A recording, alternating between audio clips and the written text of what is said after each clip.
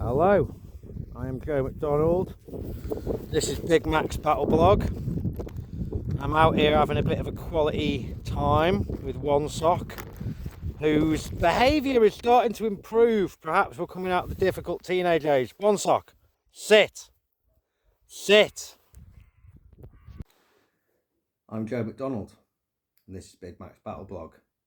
Ukraine. We need to talk about leaves. Now, this is a cultural oddity I have noticed. Maybe cultural is the wrong word. You could call it a bureaucratic or systemic oddity. But one of the major employers in Ukraine right now is the government or the councils of Ukraine. And I guess all across Ukraine, despite the war going on, there are tens of thousands of people, probably, or at least thousands, it's many thousands, who are employed brushing up leaves, right? Now, there's a lot of leaves in Ukraine, right? One of the things the Soviets were very big on was tree-lined boulevards. If you look at a satellite view map of Kherson, it's like London. It 100% would qualify as a forest city. There's trees everywhere, and the Ukes are very big on like sort of orchard gardens and stuff in the houses. So as soon as it gets suburban, it's I like it. You know what I mean? It reminds me of being a kid back when the prefab housing was left over from the war, and all the orchards were left over from the war. And, there was this, like, it was a bit more countryside-y and cottagey and, yeah, nice England, picking apples off trees, and stuff like that. It's like that down here. Lots of trees, basically. So, yeah, got tangented there a little bit. Once again, I was on nights last night, so and I haven't been to bed yet, and it's now past midday. I've just been dealing with normal stuff. So yeah, anyway, leaves, that's what we were on about. So the thing with this is, obviously, the government and the council need to keep employing some people. It keeps money circulating in the economy.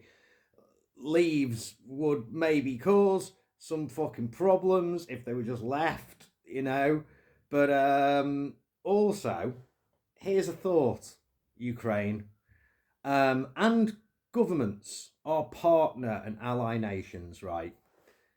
How much would it cost, right, for each country that's friendly to Ukraine to send each oblast in Ukraine, like, a couple of the lorries and machines that they use to paint white fucking lines on the road, right?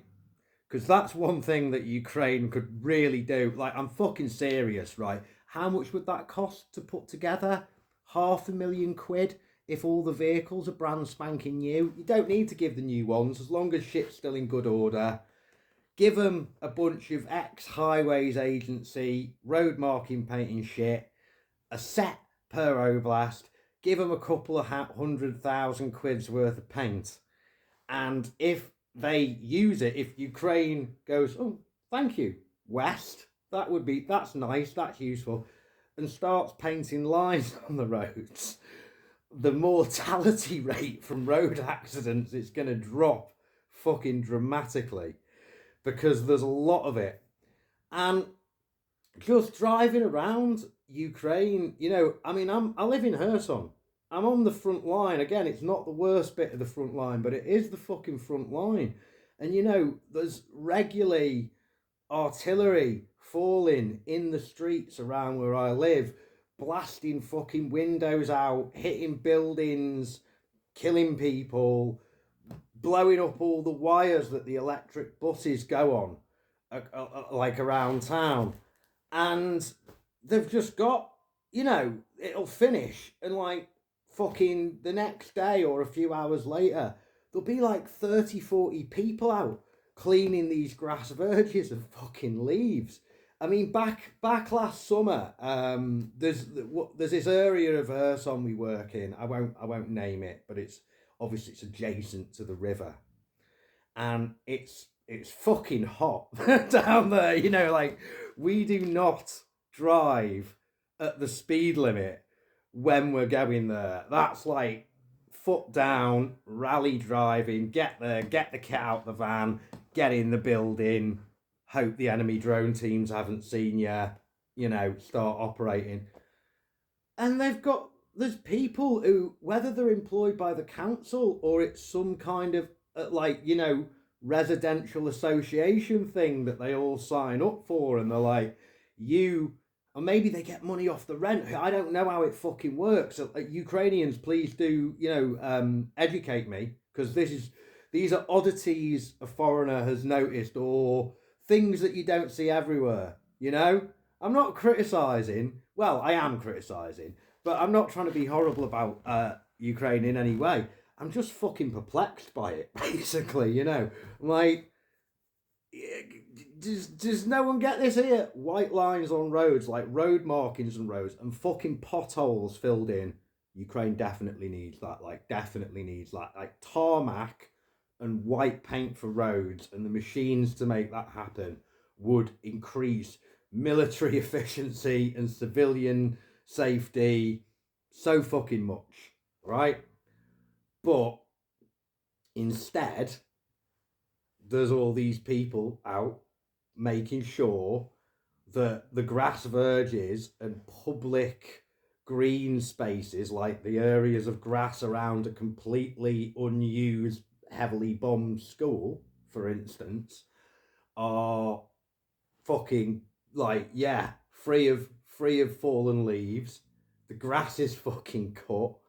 They were even planting flowers in the beds, and I find something beautiful and resilient, and very blitz spirit about that. You know what I mean? I might live in a war zone, but I'm still gonna cut my lawn, and I'm still gonna fucking plant me daffodils. Beautiful, respect. But at the same time, it's completely fucking insane. It's like, what are you doing? What are you doing, mate? We're fighting a war from this building. We're fucking trying to kill people. People are trying to kill us, with fucking drones and artillery and big fucking rocket launchers. And if we really fuck up, they'll call a fighter plane and blow us up completely, And there's this cunt out the window just strimming the fucking glass, and you're like, all right. You know what I mean?